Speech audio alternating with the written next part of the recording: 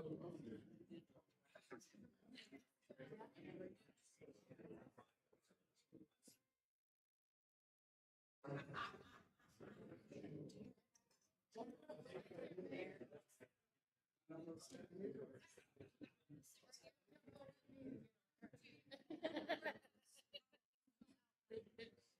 Jane. How are you? Congratulations.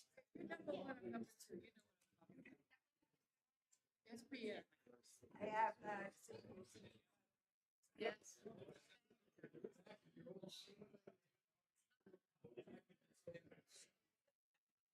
Yeah.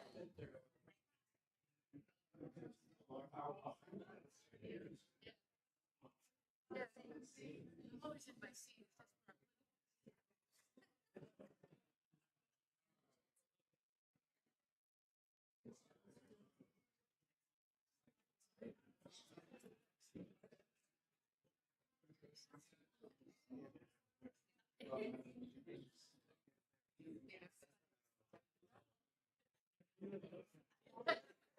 Nice to see you.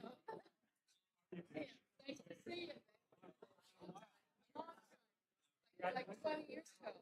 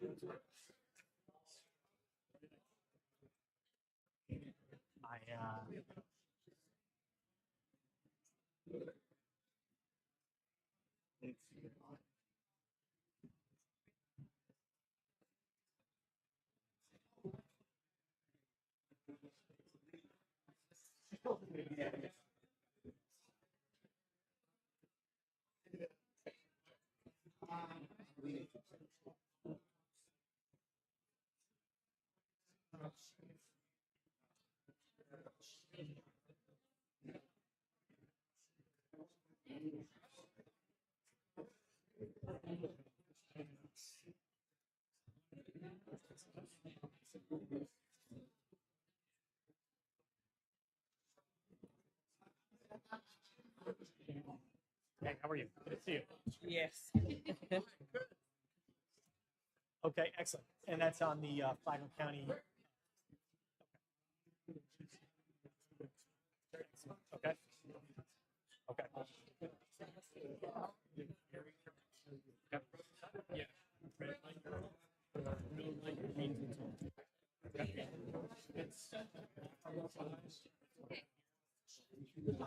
How are you?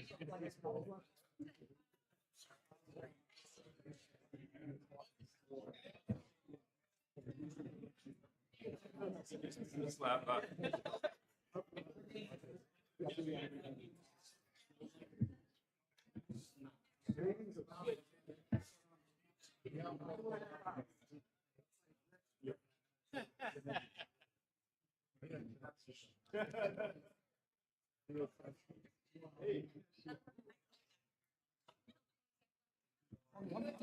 My wife is. Don't want to spread it. Don't want to stress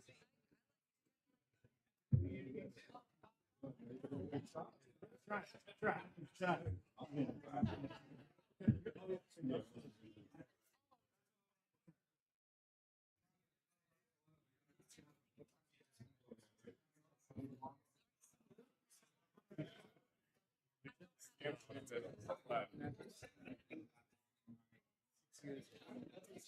you should come to St. John's. Actually, yeah, it's not. It could be worse. Yeah.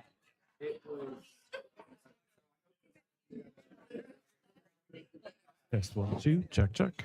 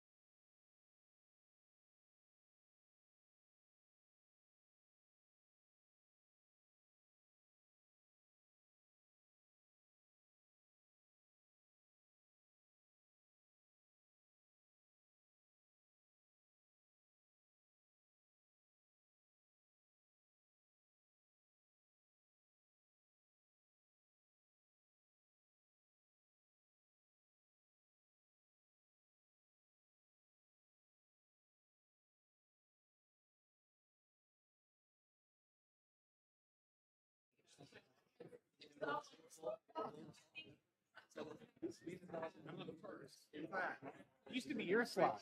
Used to be your slot.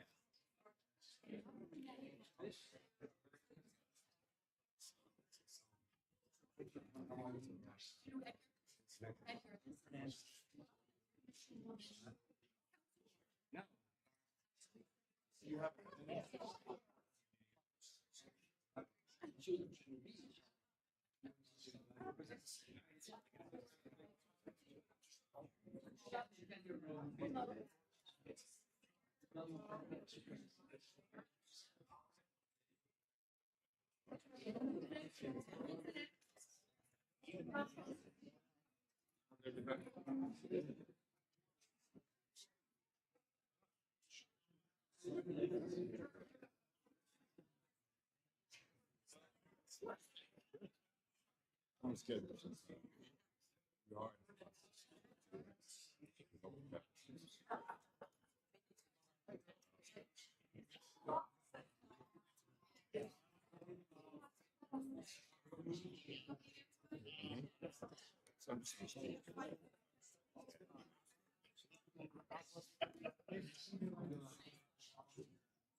Yeah. Yeah. Well, she does perfect. And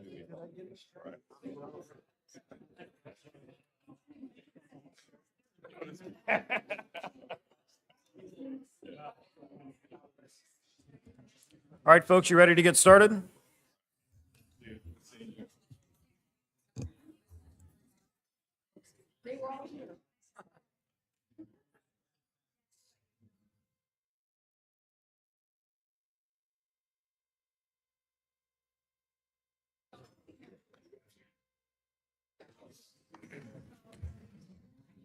All right, folks, since we have an entirely new delegation in Flagler, we're going to have to start off with an organizational meeting, election and delegation of officers for 2025.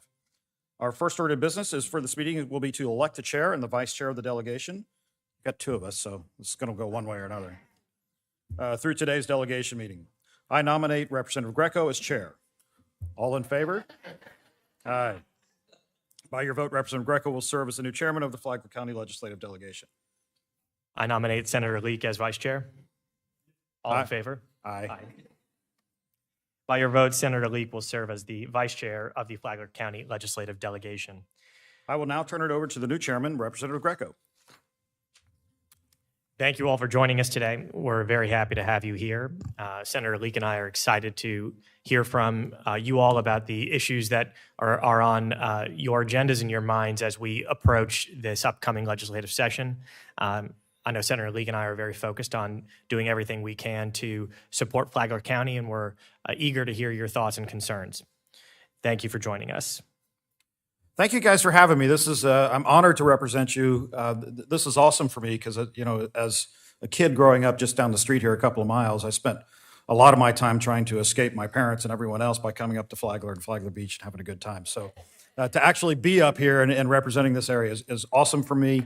I'm very excited to do it and humbled by the honor. Thank you guys for having me. Appreciate it. Shannon, please call the roll. Here. Senator Leek, Here. a quorum is present. What happens if one of us goes to the bathroom? Is the quorum no longer present? Is it by vote or? Senator Leek, would you please lead us in a prayer? Yes, thank you. If you guys don't mind, I'll stand. Please bow your head in prayer. Lord, thank you for these people in this place at this time. Thank you for the blessings you bestowed upon the United States of America, the state of Florida, and Flagler County. Lord, please guide us and protect us as we do the work for the people of Flagler County. We pray in the name of our Lord Jesus Christ. Amen. Please stay standing for the Pledge of Allegiance. I pledge allegiance to the flag of the United States of America and to the republic for which it stands, one nation, under God, indivisible, with liberty and justice for all.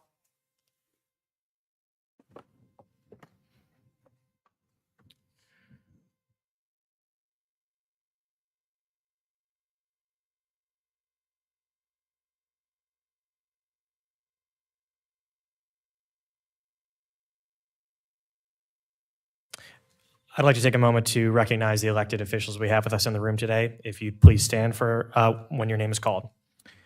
Andrew Dance, Chair Commissioner, the Flagler County Board of County Commissioners. Mike Norris, Mayor of Palm Coast. Jane Mealy, Commissioner, City of Flagler Beach.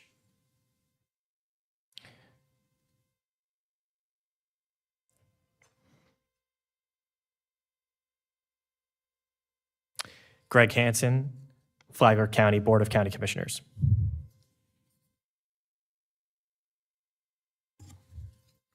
Pam Richardson, Flagler County Board of County Commissioners. Kim Carney, Flagler County Board of County Commissioners. Charles Gambaro, Palm Coast City Council.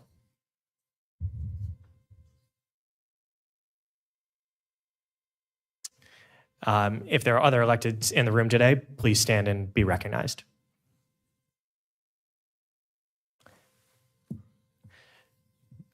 Thank you. We have Man, you are brave. Derek Bars, School Board, Lauren Ramirez, School Board, Ray Stevens, Palm Coast City Council, and Ty Miller, Palm Coast City Council. Thank you for joining us today. And Flagler Beach City Council.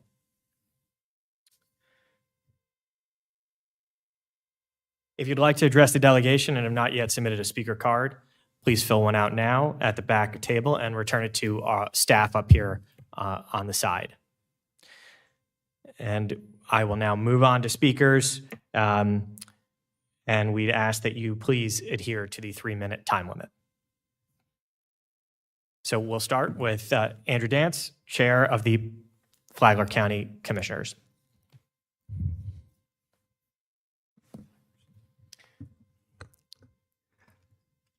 Is there a timer? Do we have a timer on it? Carlos. I got it. Okay. I'll hold off, or I can get extra time. Filibuster.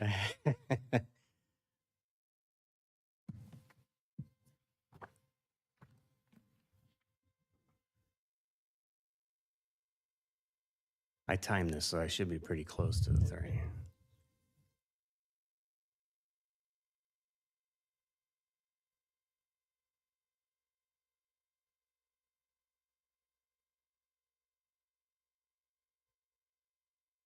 The first speaker was the timer.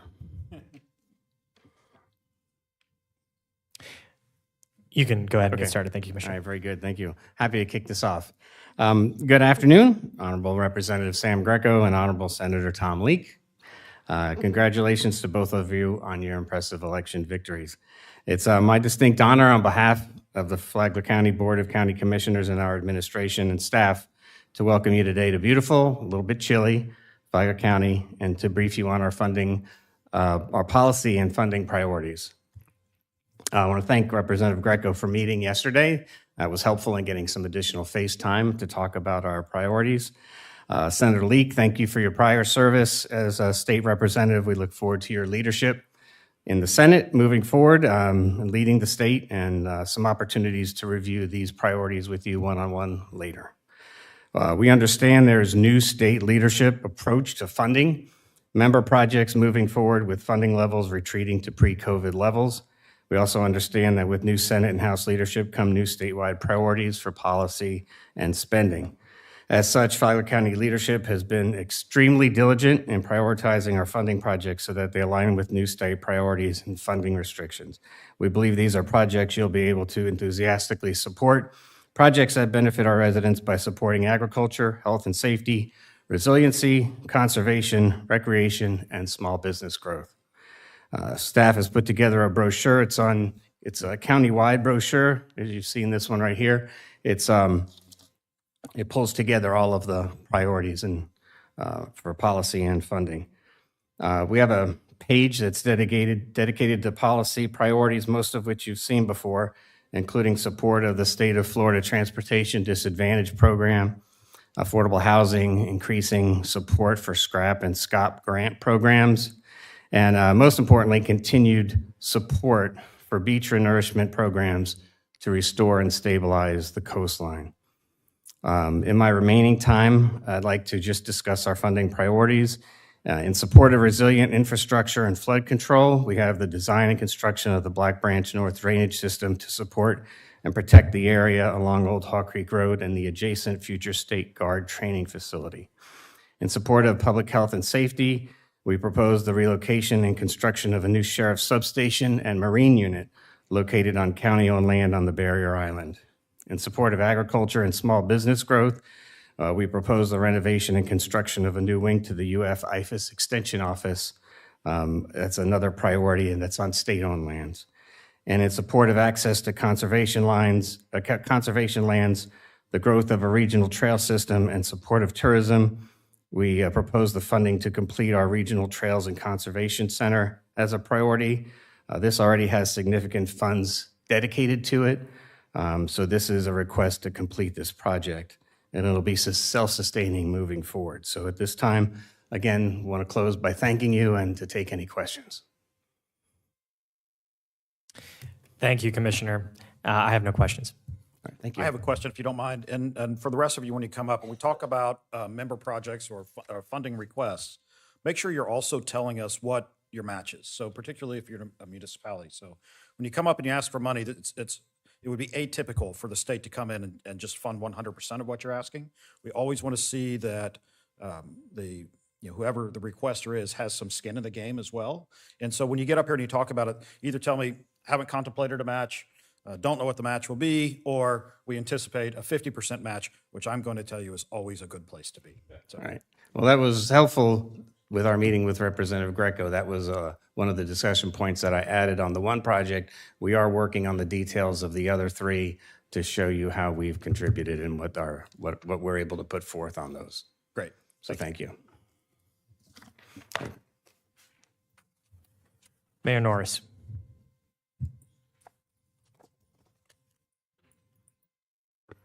Good afternoon.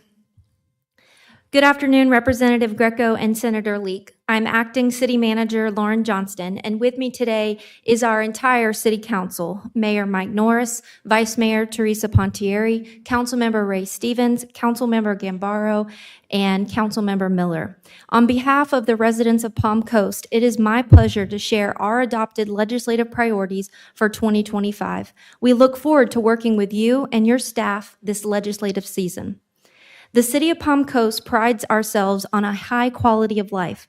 We value our partnership with Flagler County Sheriff's Office and also supporting our first responders. Thank you, Senator Leek, for your help on our new Fire Station 26 that recently broke ground. We boast about our 18 parks and recreation facilities connected over by 130 miles of trails. We maintain thousands of miles of infrastructure and 5 utility plants. We celebrate economic development like Astor Defense, a defense manufacturer who recently made Palm Coast their U.S. headquarters. Did you know in 2024, Palm Coast became the largest city in both House District 19 and Senate District 7? Palm Coast continues to grow and is expected to grow into the future, and to keep up, we need some help expanding our infrastructure. The City of Palm Coast pillars of priorities include strong, resilient economy, civic engagement, sustainable environment and infrastructure, and safe and reliable services led the following priority themes: safe and smart growth, reduce the risk of flood, protection of our water supply, protection of water quality, and community preservation. Our Northeast Florida regional priority is requested to expand grant opportunities and matching funds specifically aimed at supporting utility infrastructure because municipalities across our region struggle to keep up with the infrastructure demands tied to population growth, extreme weather events, and rising construction costs. As such, our utility infrastructure highlights our top 3 priorities, which include: Number 1, a conversion of wastewater treatment plant 1 to an advanced water treatment facility. Number 2, adding brackish water treatment to water treatment facility 3. And number 3, construction of an equalization tank to mitigate periods of high rain and collection of our system. And we saw that firsthand during Hurricane Milton this year. A growing city needs a plan smartly for growth. Our focus this year includes the widening of Old Kings Road Phase 2, which is an I-95 parallel facility, construction of the next phase of our Palm Coast Maintenance Operations Center, making a YMCA a reality here in Palm Coast, and a construction of Phase 3 Old Kings Road North.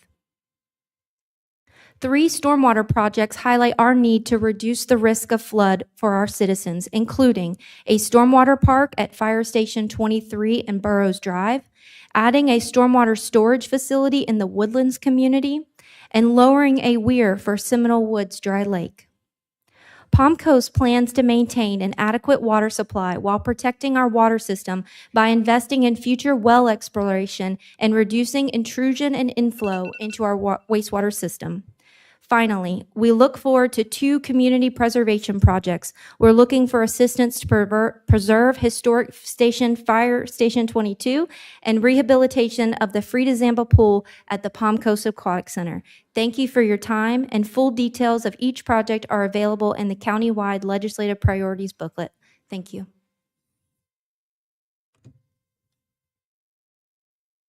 Thank you. That was excellent. Commissioner Mealy.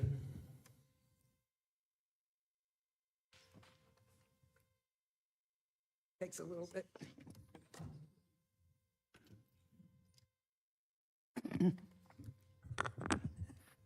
Hi, I'm Commissioner Mealy from the city of Flagler Beach. I've been a commissioner for closing up 19 years now. And welcome to our community tonight. We had a really good relationship with our prior senator and representative and hope to continue that practice. As with many Florida communities, the city of Flagler Beach has several infrastructure needs. You heard from the county and from Palm Coast what their needs are. The priority project for the city remains the same as last year. The extension of a water main north along Lambert Avenue to subsequently provide for a secondary crossing beneath the Atlantic Intercoastal Waterway. Currently, the city has one and only one water main across the river to provide municipal water to all residents, businesses, and other agencies east of the river. If that one water main is disrupted, thousands of users would have no water service.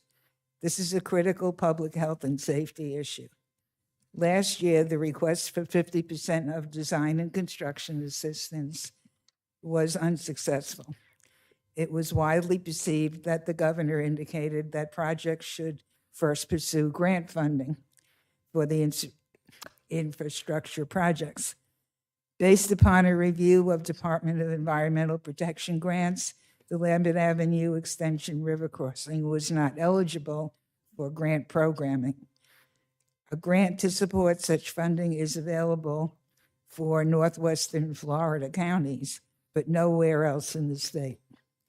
For that reason, the city again requests a legislative line item of $2 million to support that project. And again, that would be a 50% matching grant. Secondary requests for similar amounts are also directly related to infrastructure. Funding for increased capacity for the city's municipal water system, specifically additional wells. This increased capacity will enable the city to support anticipated economic growth, bringing new businesses, jobs, and visitors to Flagler Beach. Funding to assist the city in compliance with the consent order with the Department of Environmental Protection for wastewater treatment improvements, and funding for resiliency efforts to protect critical infrastructure such as City Hall, public safety facilities, and vulnerable wastewater infrastructure. We just had a study done.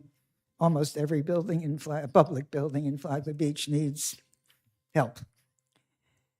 When combined, the funding sought by the city is substantial. When combined with other local government requests, it's likely overwhelming. And so thank you for listening, and hope to get a positive response from both of you. And again, welcome. Thank you, Commissioner. Thank you very much. Superintendent Moore.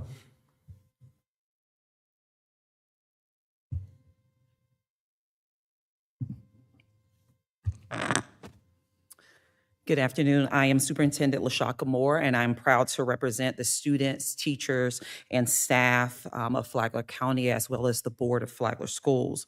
With me today, I have several of our board members, as you have indicated, and we want to just acknowledge their presence for being here. We were extremely thankful and proud of our working relationship with our previous delegation members, Speaker Paul Renner and Senator Travis Hudson, and we acknowledge their important legacies here in our county. We are excited about the opportunity to work with each of you, and we too want to congratulate you on your recent election. Our district has consistently been improving, including every school rising or maintaining their grade.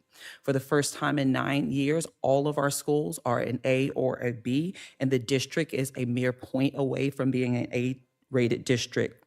Our goals are to continue the steady improvement and to compete with the best districts in Flagler and Florida. Our platform includes 3 items, and I want to highlight an initiative of the Senate President.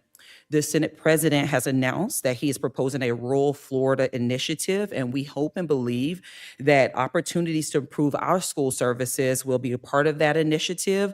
Though all of the details have not yet been revealed, we look forward to you supporting us and helping that initiative be good for the students, citizens, and taxpayers of Flagler County.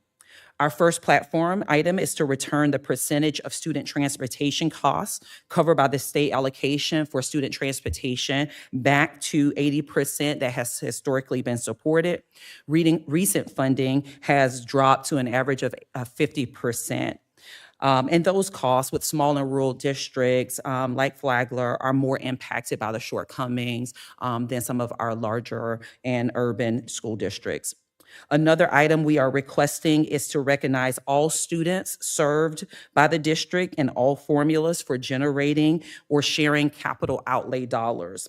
Current formulas only recognize kindergarten through 12th grade students, and that ignores our pre-kindergarten and our adult career education students. Our final request is to amend school capacity reports to recognize pre-kindergarten students.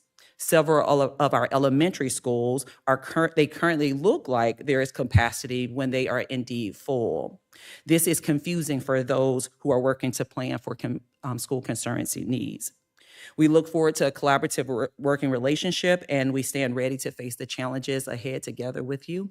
And we thank you for being here in Flagler County. Thank you, Superintendent. President Labasso.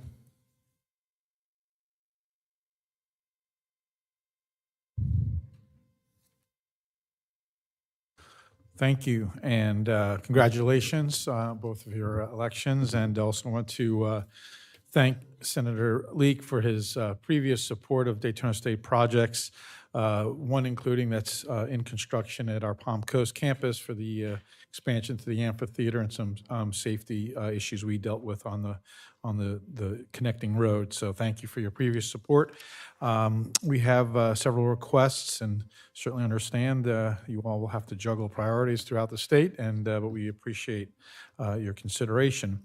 Our top priority this year is we received partial funding for a partnership we have with Embry-Riddle University to construct an airframe and power plant facility where we will teach the certificate and associate of science degree program, which will articulate into Embry-Riddle's baccalaureate degree. This is being planned by the airport, which we think will help for the economic development and to give our own citizens a skill set that would be very marketable. That request is $17.2 million. There is a $2 million college contribution to that project. Our second request is we received about 50% of the funding to finalize remodeling of 2 buildings on our DeLand campus. We are creating an emergency services center. And again, thank you for the support. We have completed the construction of the indoor firing range and tactical house, as well as our driving pad. This is the final phase, and you're both welcome to join us on the 16th at 1 p.m. for ribbon cutting of the indoor firing range. That request is $3.2 million. Our third is we want to add and expand welding at the Advanced Technology College for Williamson, and that would be a $9.5 million request to expand that building. We have a school safety initiative, which is a $1.2 million request, and that's for enhanced lighting and video surveillances for our 7 locations, including the Palm Coast campus. And our fifth request is a college-wide access control system where our campus safety team at any time could lock down any building at any location at the press of a button if needed. And that's a $1.5 million request. Our final request that has a monetary portion for Daytona State is an infrastructure for our firewall upgrade to help us protect from cyber security, and it's a $970,000 request. We have a final support. We are partnering with University of Central Florida.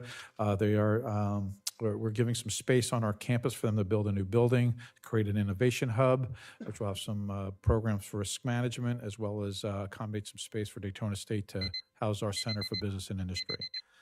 Thank you. Thank you, President Labasso.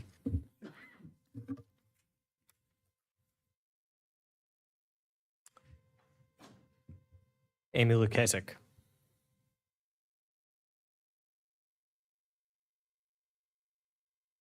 Thank you. Good afternoon, Senator Leek and Representative Greco.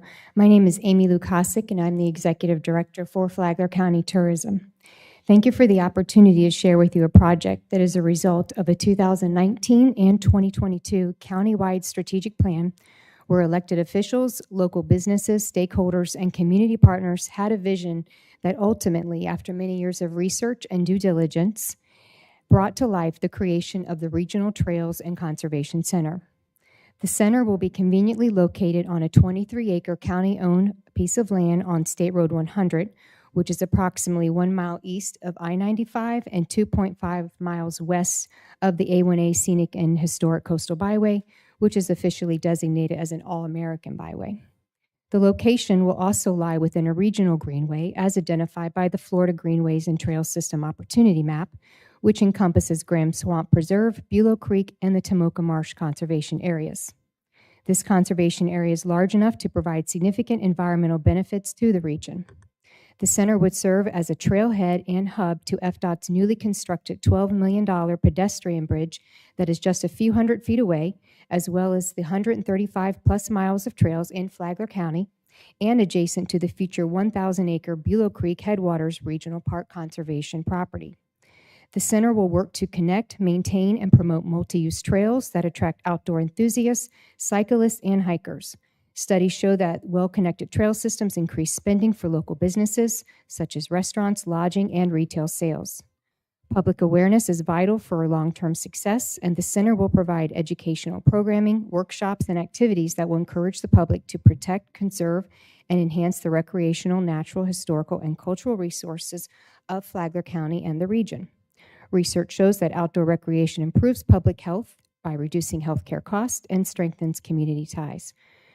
Currently, the county has earmarked $10.3 million. We've been saving since 2020 for this project, and we are requesting the final $3 million to help bring this project across the finish line. The facility will be self-sustaining, along with a dedicated funding source where no ad valorem taxes will ever be used. By helping us to fund this center, you're not just supporting trails and conservation, you're investing in our economy, resilience, and quality of life. Our goal is to be a leader in outdoor recreation and environmental preservation. We are confident that the Regional Trails and Conservation Center will accomplish this by further connecting people with nature, protect our natural resources, and ensure Florida's future as a premier outdoor destination. Thank you for your leadership and consideration. Thank you. Nancy Crouch.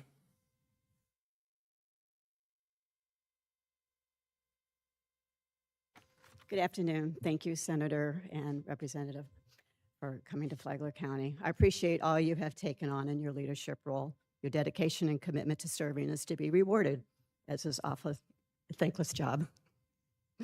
Good afternoon. My name is Nancy Crouch. I am the chair of the Flagler County Cultural Council, the local arts agency for Flagler County. Our mission is to advocate, support, and foster collaboration for the arts and humanities in our community. Engagement with the arts is shown to benefit mental health and improve the likelihood of young people being recognized for academic achievement.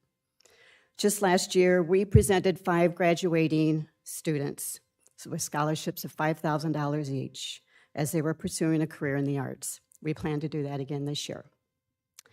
It is important to provide arts and cultural activities. It improves the quality of life for our residents and an economic boost to our local economy. After all, one of our own state taglines is, "Culture builds Florida." I don't think I have to remind you what impact a thriving arts and cultural environment has on a community.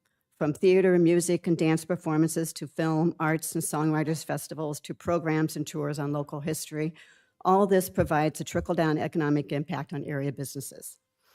It's tragic that our state provides such minimal funding for arts and culture, yet relies heavily on tourism. The same tourism which is in part relies on arts and cultural events. The Turtle Trail Public Art Program continues to flourish now with over 20 painted sculptures of life-size loggerhead turtles scattered throughout the county, one right here in the lobby.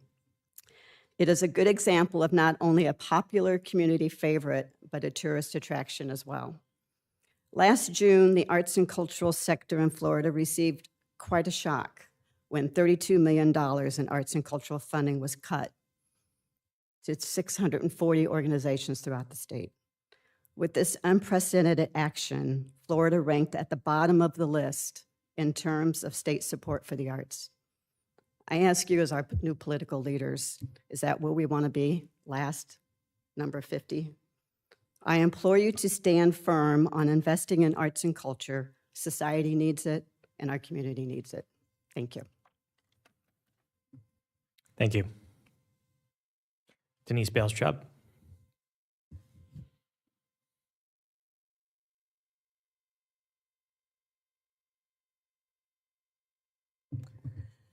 Good afternoon, honorable members of Flagler County Delegation. Thank you for having Advent Health here today. While we could share a lot of numbers with you, what we really want to share with you is our people and our commitment to this community. Every day, I have the privilege of working alongside 1,800 team members and 900 physicians. These are incredible healthcare professionals who choose to serve their neighbors here in Flagler County. In fact, 73% of our team members live here in Flagler County. Last year alone,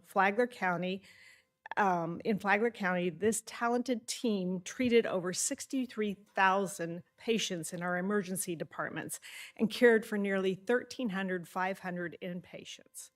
What we are particularly proud to share are some of our recent achievements. We celebrated the first-year anniversary of our Advent Health Palm Coast Parkway Hospital. In its first year, it served almost 29,000 patients through this hospital. Advent Health became a top private employer for Flagler County, which highlights our role in the local economy, and we continue to recruit additional physicians to our market. We also continue to invest in our communities and facilities, including our brand new Freitag Cancer Center, which will officially open on January 16th. Advent Health serves as the official healthcare champion for our Flagler schools to improve student health and provide opportunities for career development. As part of this important work, we provide a mental health fund for students, employ an athletic trainer at each of our Flagler high schools, and establish more classroom-to-career pathways for graduates. We also perform free annual sports physicals, including cardiac screenings for our student athletes. As we look ahead for this upcoming legislative session, I want to highlight 3 areas I would ask for your support: prior authorization reform, continued investment into workforce development programs that are beyond the nursing profession, and support for more mental and behavioral health funding. We are grateful for your support and partnership in this mission. Please consider us as a resource as you tackle healthcare policy issues in the upcoming session. My team and I welcome you to visit our facilities anytime to see firsthand how your support translates into better care for your constituents. Thank you for your time today, and I'm happy to answer any questions. Senator Leek, any questions? Thank you. Colleen Nikulin.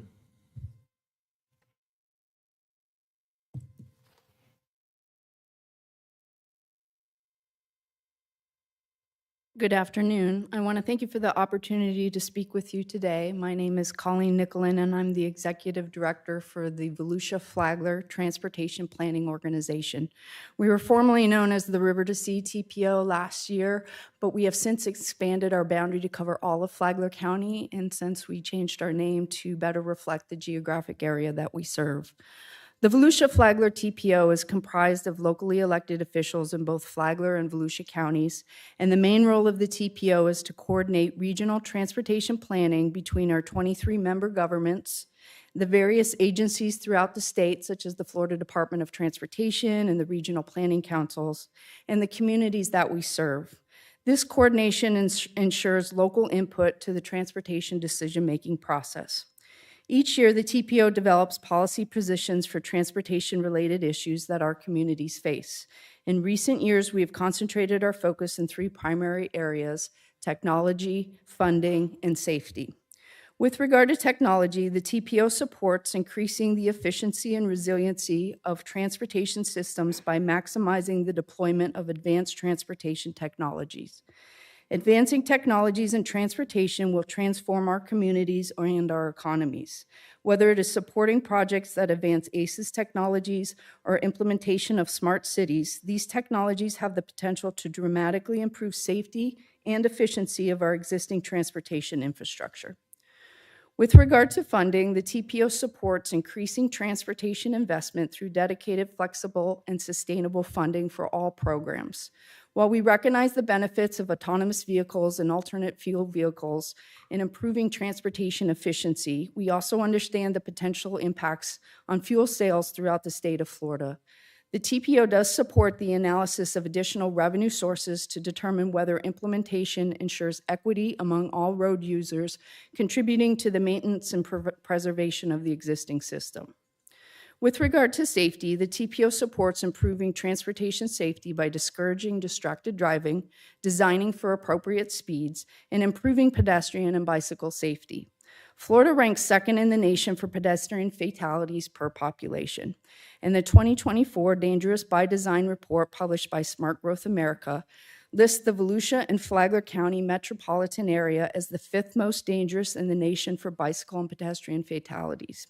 And while this ranking is an improvement over the 2022 report, where we were ranked as the most dangerous, it's not a reflection of us doing a better job at preventing fatalities. It's just rather other areas have just gotten worse. The TPO believes a Vision Zero safety initiative that focuses on a safe system approach is necessary. Thank you for all the work that you do serving the state of Florida, and as a representative of our planning area, please let us know how we can assist and support you. Thank you. Thank you. Ivan Kasimi.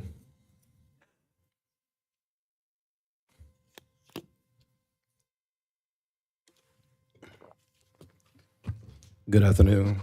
Thank you for having me today. My name is Andrew Williams. I'm the Vice President of Flagler County for SMA Healthcare. I've been employed with our agency for over 22 years, and I was born and raised here in Florida. Probably never heard of this city. It's called Weehawkenchika. Everybody always asks me to spell it. So I want to recognize and thank you for the work in our space and your commitment to the behavioral health field. SMA has been providing mental health and substance use treatment services to Flagler County since 1985. So that's over 40 years, which consists of residential, outpatient, prevention, and crisis service. Today, I wanted to provide an update on our progress towards the construction of the Integrated Stabilization and Men's Residential Program that continues to be on schedule. We partnered with the county, and this was our legislative ask last year, a 20,000 square foot facility with 20 integrated stabilization beds and 28 men's substance use residential beds. These programs will be located in Justice Lane in Bunnell, Florida. We are scheduled to start construction in the summer of 2025, and construction will be completed the summer of 2026. SMA Healthcare and the county is excited to have the opportunity to bring to Flagler County a receiving facility for Baker Acts and Marshman Acts and men's substance use residential program. No longer will Flagler County residents will have to leave the county to get these services. We want to thank the county for partnering, collaborating, and working hard with us to get these services established. Other initiatives that we are galvanizing this year, we are currently working on opening a pharmacy and a primary care right here in Flagler County. Today, I don't have a specific ask, but the Behavioral Health Association will be coming to you with different projects. I hope you can support these projects. Our population is growing in Florida, so behavioral health will continue to need investing. Again, thank you for the opportunity to provide you an update with our progress here in Flagler County. Thank you. DJ Lebo.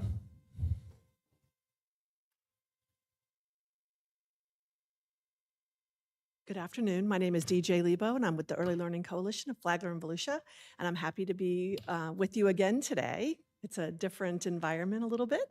I'm here to thank you again for being good stewards of the state's money and to continue to support early learning. We are kind of a dual purpose program. We help keep young families in the workforce, helping them to hopefully move towards self-sufficiency. We also help educate young children and help them prepare for kindergarten. And we love working with them, especially in Flagler County. I think Flagler School Board really focuses on the young learners and helping them be prepared. And so we love working with the Flagler County Schools. It's a great partnership. And so we love the work that you help us do. We continue to ask you, as you see early learning legislation come across your desk, please consider it. We love them, even though they can't vote for you just yet. We know one day they will. And so if you have questions, we're always here for resources. You've got great resources up at the state level as well. Please let us know if there's anything we can do to help you. Thank you. Thank you. Alex Redkin.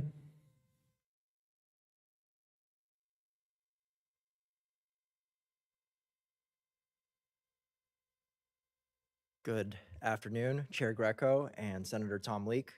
My name is Alex Redkin, and I oversee local government affairs for Charter Spectrum for Florida's East Region. And as you likely know, Charter is a leading connectivity company providing broadband, video, voice, and mobile services. Nationally, we are working in 41 states, serving over 32 million customers under our Spectrum brand. In Florida, our footprint spans 27 counties. We're in 171 communities and have the great pleasure of serving nearly 3 million Floridians. First, I want to just thank you both for your commitment to expanding broadband access through programs like the Broadband Opportunity and Infrastructure programs at the state level. I also want to commend Flagler County's leadership and staff for their incredible partnership on a direct deal that we completed last year. Looking ahead, the $1 billion BEAD program is a significant opportunity to connect remaining unserved and underserved areas in Florida. We're grateful for the efforts of the legislature, Governor Ron DeSantis, and the Florida Department of Commerce for their leadership on preparing for its implementation. We encourage you to continue supporting policies which will help facilitate broadband deployment and connect more Floridians to high-speed internet. In closing, I just want to leave by saying thank you for all of the meaningful investments and wise policy decisions you've made thus far to help bridge the digital divide in Florida. And I wish you a fruitful legislative session ahead. Thank you. Thank you. Geraldine Denny.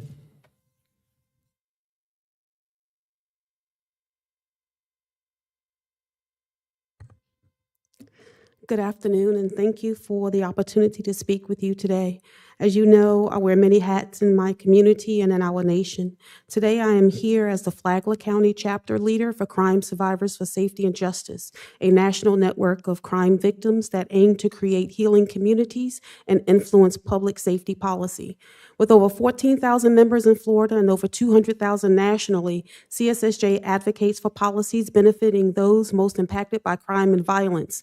With our advocacy arm, ASJ, we partner with organizations like the Associated Industries of Florida, which we are a member, and the Christian Coalition.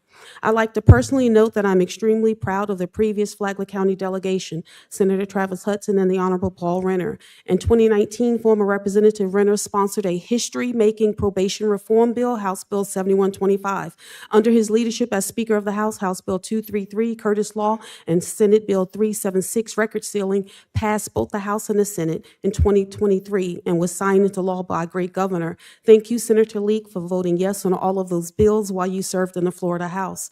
Senator Leek and Representative Greco, we have no doubt you will prioritize community safety and the needs of survivors. We are looking forward to working with you in the future. We appreciate and your full support of the Flagler County delegation for our bill this past session, Senate Bill 1154, House Bill 1241 by Senator Simon and Representative Snyder, unanimously passed in this previous session, but unfortunately vetoed by the governor. This bill is about safety, and that's why we support it. It prioritizes accountability, limits disruption of connections to work for low-level technical violations, and give judges additional tools to keep communities safe. Looking ahead, CSSJ plans to collaborate with various stakeholders to expand the presence of trauma recovery centers across our state and advocate for legislation that enhances public safety. TRCs offer critical support to crime victims and provide emergency assistance, mental health care, and case management. These tools offer pathways to improve outcomes and reinforce safer communities. We anticipate working with your delegation, the Florida legislators, city and county commissions, and our CSSJ chapters statewide to ensure every community has access to a trauma recovery center and services. We also invite you to your office to contact us anytime if you have any questions or concerns related to policies that may negatively or positively affect our survivor members. Thank you for your time and public service, and a special thanks to this delegation for your commitment to our constituents and for supporting CSSJ and our mission. Because our motto is, when survivors speak, change happens. That was fast. You got it all in. That was fast. I'm tired for you. Thank you. Meryl Stass Stern, excuse me. It's misspelled. It's Eastern. Good afternoon and congratulations to both of you for obtaining your seats.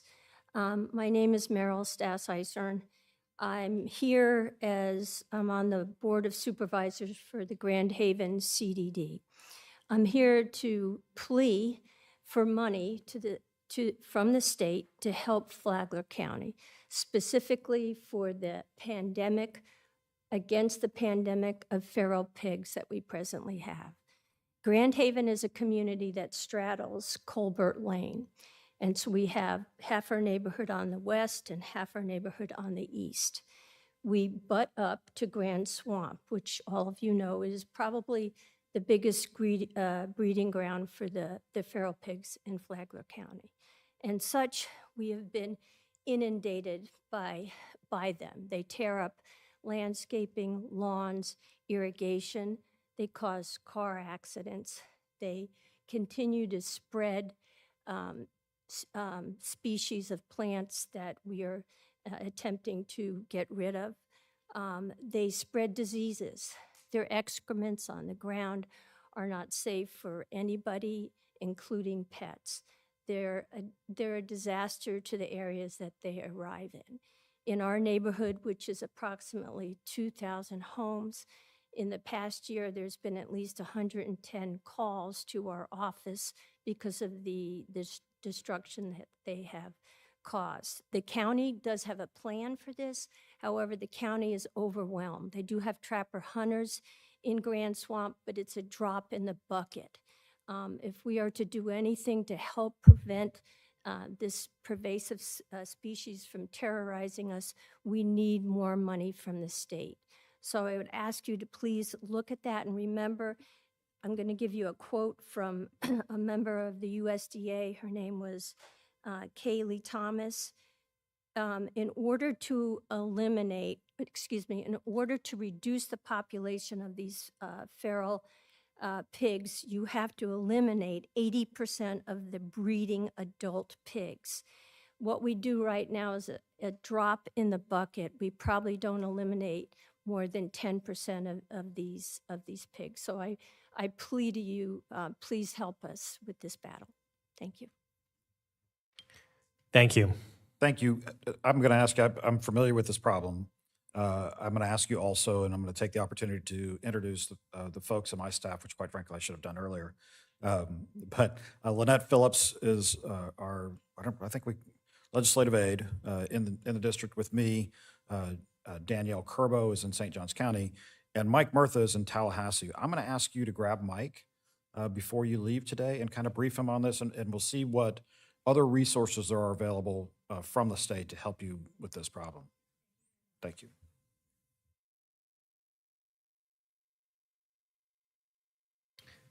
Mary Ann Hampton.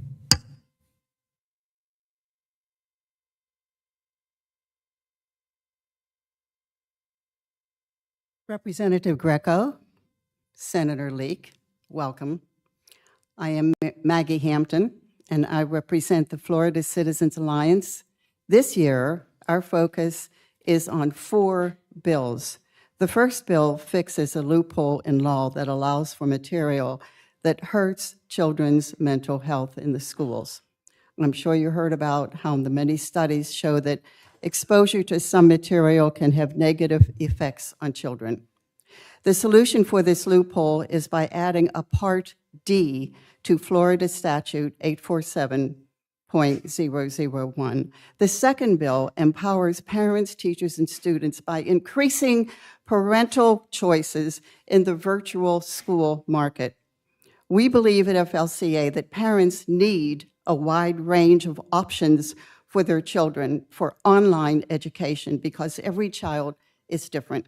We believe this is the original intent of the Universal School Choice Bill, HB1.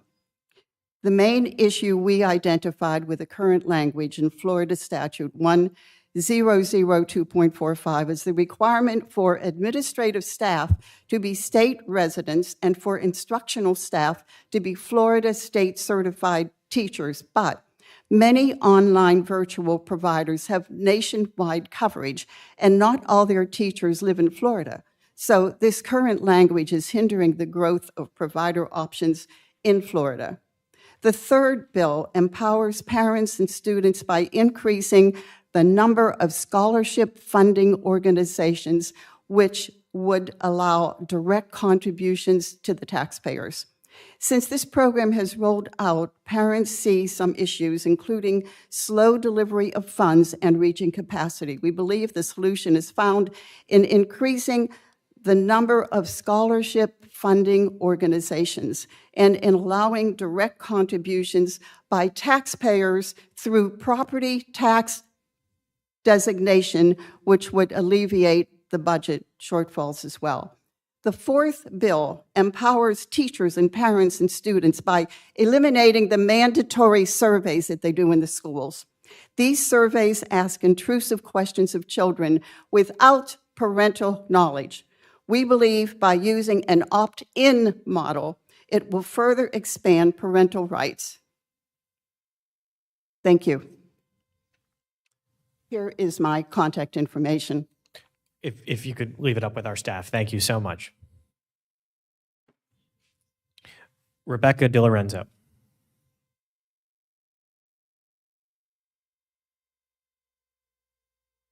Good afternoon, Representative Greco and Senator Leek. My name is Rebecca DiLorenzo. I'm the Chief Executive Officer for the Florida Association of Free and Charitable Clinics, and just appreciate your opportunity to address you today.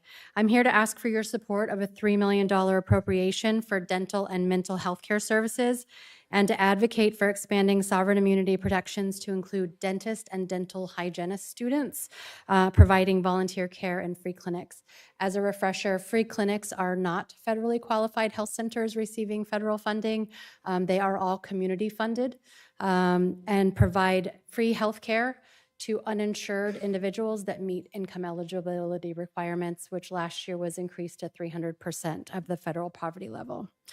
Currently, more than 2.75 million Floridians live below the poverty line, and the recent Medicaid rollbacks have left over a million people uninsured. Free and charitable clinics, including the Flagler County Free Clinic, have been the safety net for these families. Last year alone, FAFCC clinics provided care to over 242,000 unduplicated patients statewide, delivering over $265 million in services, a 27-to-1 return on investment. To answer your match question, clinics are able to apply for 20% funding, so the match is roughly 80%. Knowing the legislature seeks to rein in spending, this just further emphasizes the need for funding for this program. It's not just compassionate, it's smart, cost-effective policy. If we don't expect access, many patients will be forced to use emergency rooms for preventable dental and mental health issues, driving up healthcare costs for hospitals and taxpayers. Our request is simple: reauthorize the $3 million appropriation to sustain dental and behavioral health expansion, and to support an update to Chapter 7661115, the Access to Healthcare Act, to include sovereign immunity for dentist and dental hygiene students volunteering in clinics.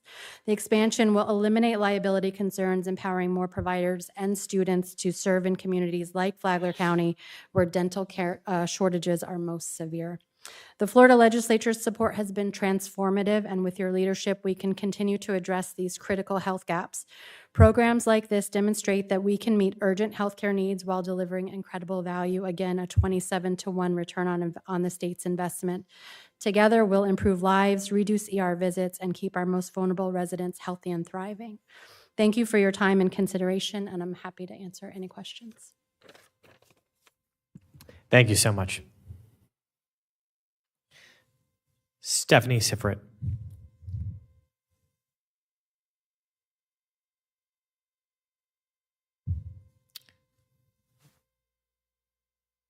All right, we'll move on. Howard Holly.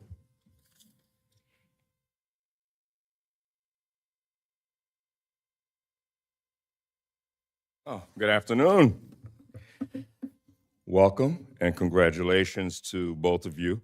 I'm speaking, my name is Howard Holly. I'm speaking as the interim CEO of the Palm Coast Flagler Chamber of Commerce. And as you know, we represent not just our members, but we're the voice of the business community. So I wanted to share with you what our legislative focus areas are for 2025 that we will continue to dialogue with you on, and also with the county and the cities. economic vitality and competitiveness. That's number one. Number two, workforce availability and housing. Both of these you've heard a lot of over the past decade, of course. As you heard from the county and the cities, infrastructure and transportation are critical to our success and our economic vitality in this community. And then, as you heard, also tourism. When you look at our county, the number one industry employing people here is healthcare, and number two is tourism. And so what we need is to continue to invest in that. And we'll be talking about investing in Visit Florida because we believe that's very critical to that success. And so we learn from adversity, all of us. And though Flagler didn't win the Aura Aero project from France, it was $172 million, 500,000 square feet, and 1,000 jobs. And it went to Volusia, to Daytona. But we learned a lot from it. And so we think what we learned is the importance of partnership going after projects like this. Florida Commerce, Jack's USA, Space Florida. So continuing to support those initiatives throughout the state will be helpful. We learned, we didn't win, but we're better prepared to win again. And then lastly, the Eco Discovery Center that Amy spoke about. We think this is a major initiative in the tourism area, and we would like to see that continue. And so these are our focus areas for 2025, and our member focus remains the same. And what we say to our members is the future of your business is our business. Thank you, and best wishes for a great 2025. Thank you. Danielle Anderson.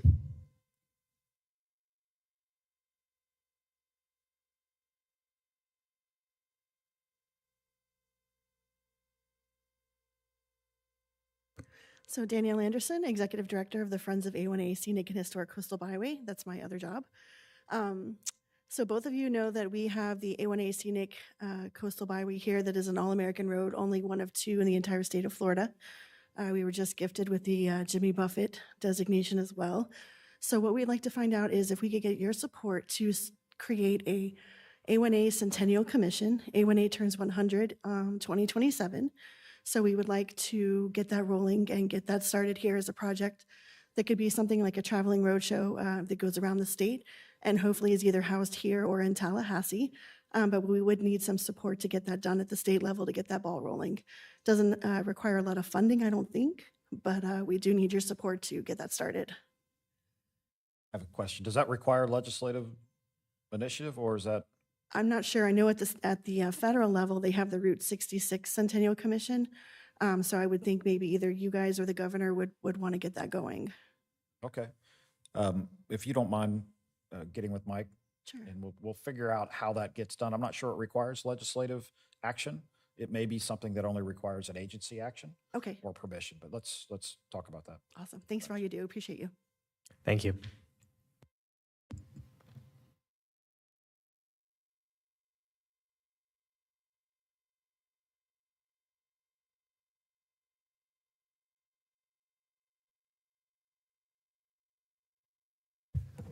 Our last order of business for this meeting will be to elect a new chair and vice chair of the delegation of the 2026 delegation. And I would, after a lot of thought on this, I'd like to nominate Senator Leak for the position.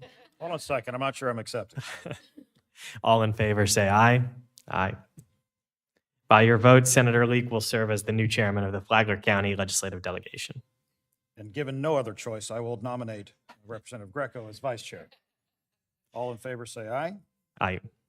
By your vote, Representative Greco will serve as the new vice chair of the Flagler County Legislative Delegation. I'll now turn it over to Senator Leak. Thank you. Representative Greco, would you like to make any final comments? I'd like to thank the members of the county who joined us today to share their thoughts and ideas for the future for Flagler County. I'm grateful for the opportunity to serve this county and look forward to advocating on your behalf in Tallahassee. Please don't hesitate to reach out to me in my office if we can be of any assistance. My district aide, Shannon Shepard, is in the room, and she has our contact information if you like it. Our office is here in Palm Coast, and we are here to serve you. Thank Thank you again. Thank you, folks. I truly am honored to represent Flagler County, and I'm honored to work with Representative Greco. I'm looking forward to that. I'll probably take this opportunity to talk a little bit about what we're looking at in the next year, at least when it comes to funding. And in a prior life, I was the appropriations chair in the House, and so I got to see a good bit of this. But what you saw happen is pre-COVID levels of member support. What you're largely talking to us about are member projects. Pre-COVID, that member project pot of money was let's call it roughly $500 million, give or take $100 million. During COVID, because of federal money coming down to the states, that pot grew. And our choice in the state was, do you give this money back to the federal government into what I consider a black hole of spending, or do you maintain control of it and make sure it goes to the benefit of Floridians? And so we made the decision to maintain control of it. Now that money had to be spent by a certain time, and in certain ways, that time has gone. The member project budget during that period of time swelled to, let's call it $1.9 billion. So what I'm telling you in a not so subtle way is I think we are returning to a pre-COVID member project pot. So you should expect somewhere between $500 to $750 million for the state in that pot, for all members, okay? So, what that means is probably a pretty serious reduction in funding of member projects. And so be prepared for that. Now, on the plus side, many projects in your community and many projects in my community and Volusia, many projects in the communities elsewhere in the state saw water projects vetoed. Now, what happened this year is we created a dedicated funding source for those types of water and environmental projects. Right? We took the compact money, the gambling compact money. So we're going to take this money, we're going to set it aside, we're going to fund those. And so when those projects got vetoed, it wasn't because the governor disagreed with the projects. It was because there's now a new source to go and get that money from. So actually we'll figure out which department it is in the state, but go to the state, to the executive agency and apply for those grants. And I think you'll see that those will start to come online pretty quickly. I will tell you that the revenue projections for the gambling compact are, we used I think it was a $450 million revenue projection. It will exceed that this year, and I think going forward. So that pot will be healthy. You will see funding available for water projects and environmental projects. I encourage you not to overlook those types of grants that are out there. The executive agency has a great deal of flexibility, more so than the legislature, and authority to provide funding for different things that you've talked about today. So if your project doesn't come through the legislature, don't think that that's the end. In fact, it may not even be the beginning. Maybe the place to begin is to try with the agencies and to try to get those grants. And then if you don't get it, you come to the legislature.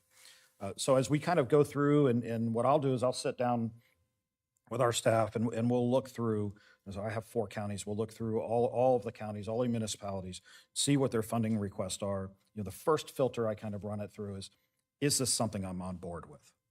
Sometimes I'm not. All right, we had a great project down in Southeast Florida, a surf museum. I think they wanted $500,000, and I thought in a year in which, this is pre-COVID, a year in which we don't have that type of funding, I'm not sure that I want to prioritize a surf museum over other things. And so that was one I was just not on board with.